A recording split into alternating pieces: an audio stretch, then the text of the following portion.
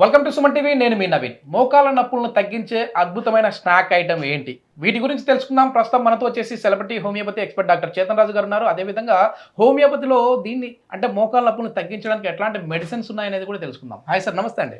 నమస్తే sir. Sir, మోకాల నొప్పులు ఒకప్పుడు ఏజ్ ఎక్కువ ఉన్న వాళ్ళలో చూస్తూ ఉన్నాం, ఇప్పుడు చిన్న ఏజ్లో కూడా మనం చూస్తూ ఉన్నాం. దీన్ని మెయిన్ మీ వీడియోస్ అన్నింటిలో కూడా మనం తీసుకునే ఫుడ్డే మనకు ఒక బెస్ట్ మెడిసిన్ అని చెప్తా ఉంటారు. సో ఏంటి అంటే హోమియోపతి డాక్టర్ కదా ఆయన, సో ఫుడ్ గురించి చెప్తా ఉంటారు, స్నాక్స్ గురించి చెప్తా ఉంటారు అంటారు. కానీ మీరు చెప్పే మాట ఎప్పటికీ ఒకటే, మేము చదువుకున్నది కావచ్చు, మేము ముందు నుంచి నేర్చుకున్నది కావచ్చు, మన ఆహారమే మన ఆరోగ్యం అని చెప్తుంటారు. సో ముందుగా మన ఆహారం గురించి మాట్లాడదాం. ఎట్లాంటి ఫుడ్ తీసుకోవడం వల్ల మోకాల నొప్పులు తగ్గుతాయి? ఎటువంటి ఫుడ్ తీసుకునే ముందు నేను మీకు ఒక శబ్దంది అర్థం అడుగుతా. ఓకే, మెడిసిన్ అంటే ఏంది చెప్పండి సార్. మందు, ఔషధము. ఔషధం అన్నారు మీరు. అంటే దాని అర్థం ఏంటంటే ఏ వస్తువు అయితే మీ శరీరంలో ఉన్న రోగానికి బయటికి తీస్తుంది అది మెడిసిన్. ఇప్పుడు మీ శరీరంలోకి వెళ్ళి రోగం బయటికి పోతుంది లేదంటే దాన్ని తగ్గిస్తుంది అంటే అది మెడిసిన్. ఇప్పుడు మీరు యోగాసనలో మీరు పద్మాసనం చేస్తున్నారు, మీకు దానివల్ల మోకాల నొప్పులు తగ్గుతున్నాయి అంటే అది మెడిసిన్, అవునా కాదా? అయితే ఏందంటే మీరు మీ డయట్, ఇప్పుడు మోకాల నొప్పి అనేసి ఎక్కడెక్కడికెళ్ళో వస్తారు, దూరం దూరం నుంచి వస్తారు, కట్టెలు పట్టుకొని కూడా వస్తారు, వీల్ చైర్ల మీద కూడా వచ్చే పరిస్థితి కూడా ఉంటుంది. కానీ మనం చెప్పేటివి పేషెంట్ పాటిస్తే అది తగ్గుతుంది. మన దగ్గర మందులు తీసుకొని పోతారు భయ్, ఇప్పుడు తీసుకొని పోయిండు, బిల్ కట్టిండు, బిల్ కట్టేసి ఏమో మందులు తీసుకొని పోయిండు, ఇంటికాడ తీసుకొని పోయి ఏమో పక్కకు పెట్టిండు, తీసుకుంటలేడు, ఏడికెళ్ళి తగ్గుతుంది, అవునా కాదా? మనం కొన్ని చెప్తాం, ఇట్లా చేయాలి అట్లా చేయాలి, జరసేపు మీరు టెన్షన్లు పడొద్దు, నిద్ర పోవాలి మంచిగా. లేదు నా నెట్ఫ్లిక్స్ చూస్తా, నాకు అదే సర్వస్వం నైట్ టైం అంటే ఏడికెళ్ళి అవుతుంది కాదు కదా. అయితే డాక్టర్ చెప్పినట్టు చెయ్యండి. ఇప్పుడు నేను స్నాక్స్ అనేసి మీరు పదమన్నారు, అవునా కాదా? ఇప్పుడు ఒక మంచి స్నాక్ చెప్తా మీకు, మీరు రాగులు దోశలు వేసుకోండి. ఓకే, రాగులు కాల్షియం రిచ్ ఉంటాయి, కాల్షియంలో బాగా రిచ్ ఉంటాయి రాగులు. పాలల్లో ఎంత కాల్షియం ఉండదు, రాగుల్లా దాంట్లో కన్నా ఎక్కువ కాల్షియం ఉంటుంది. కానీ ఒకటి కన్ఫ్యూజన్ ఉంటుంది ఇక్కడ, బయో అవైలబిలిటీ. ఓకే, అబ్జర్వ్ చేసుకోలేకపోతుంది అంత శరీరం, పాలేయండి జట్ అనేసి అబ్జర్వ్ అవుతుంది.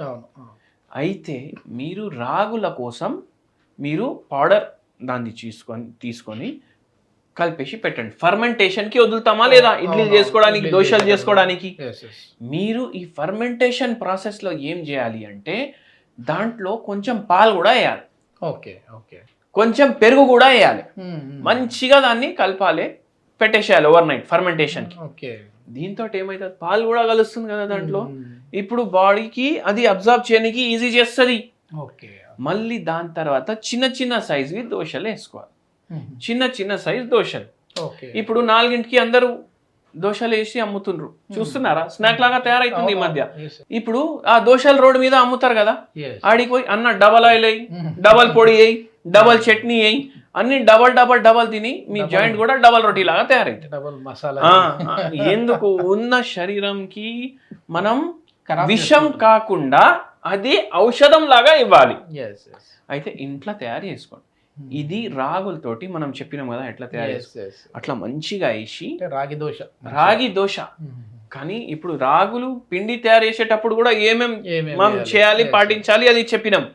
మళ్ళా దోశ వేసినాక జర లావు పెట్టండి దోశకి, దాని మీద కొంచెం మీరు ఆవు నెయ్యి వేయండి. ఆవు నెయ్యి వేసి పుట్నాల పొడి మీరు మంచిగా వేయండి దాని మీద.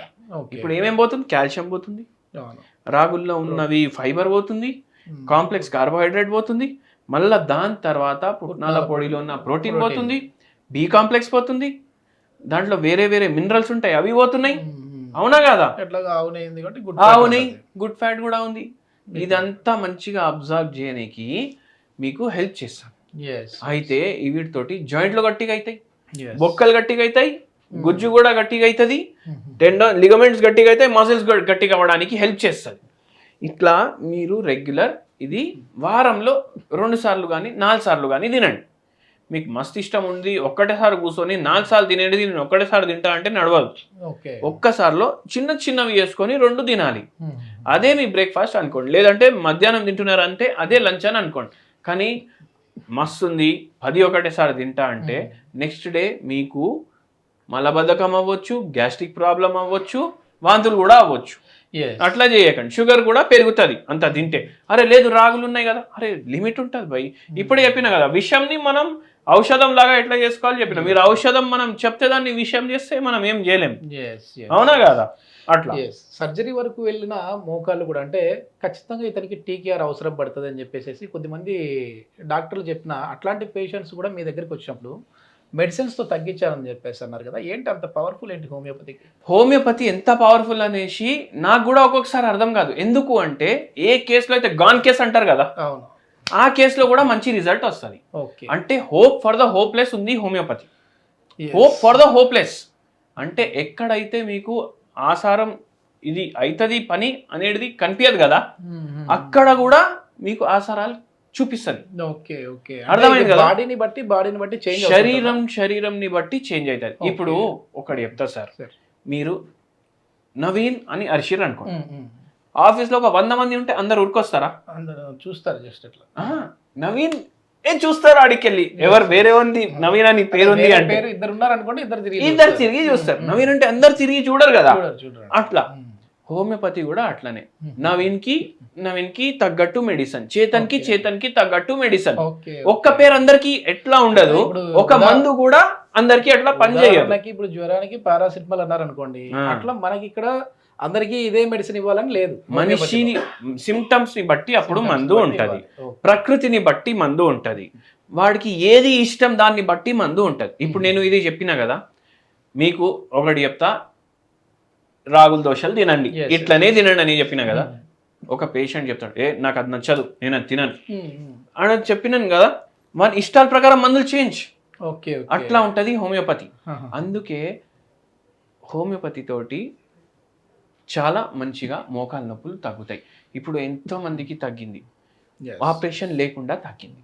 అట్లా ఏంటంటే రియల్ ఎక్స్పీరియన్స్ కూడా మేము మామూలుగా క్లినిక్కి వెళ్ళినప్పుడు వాళ్ళతో మీరేమన్నారంటే నా పేషెంట్ని రివీల్ చేయడం నాకు ఇష్టం లేదని చెప్పేసి షూట్కి అయితే మీరు పర్మిషన్ ఇవ్వలేదు, కానీ డైరెక్ట్గా వాళ్ళతో మాట్లాడినప్పుడు వాళ్ళ ఎక్స్పీరియన్స్ అది అంటే ఆ కళ్ళలో సార్ ఆ రోజు మీరు ఓరోలని మీరు తీసుకొచ్చిండ్రు కదా, వాళ్ళకి కూడా తగ్గింది కదా. అదే అట్లా మెయిన్ ఏంటంటే ఇది ఆ టెస్టిమోనీ అనేది బయటికి వస్తే బాగుండేది, బట్ మీరు యాక్సెప్ట్ చేయలేదు. సో ఇది మొత్తానికి ఆపరేషన్ వరకు వెళ్ళాల్సిన వారికి కూడా హోమియోపతిలో ది బెస్ట్ మెడిసిన్స్ ఉన్నాయని చెప్పేసి చేతన్ రాజు గారు చెప్తున్నారు. కానీ బాడీ తత్వాన్ని బట్టి ఒక్కొక్క బాడీకి ఒక్కొక్క మెడిసిన్ అనేది సూటబుల్ ఉంటుంది. వారు మాతో డైరెక్ట్గా కాంటాక్ట్ అయ్యి మాట్లాడితే ఎవరికి ఏ మెడిసిన్ సూటబుల్ అనేది అయితే మేము డిసైడ్ చేస్తామని చెప్పేసి అంటున్నారు. సో దీనికి సంబంధించిన అంటే మెడిసిన్ వివరాలు కావచ్చు, ట్రీట్మెంట్ విధానం కావచ్చు, దీనికి సంబంధించిన పూర్తి వివరాలు కావాలి అని అంటే డాక్టర్ గారి కాంటాక్ట్ నెంబర్ ప్రొవైడ్ చేస్తున్నాం, మీరు నేరుగా సార్తో మాట్లాడచ్చు. Thank you sir.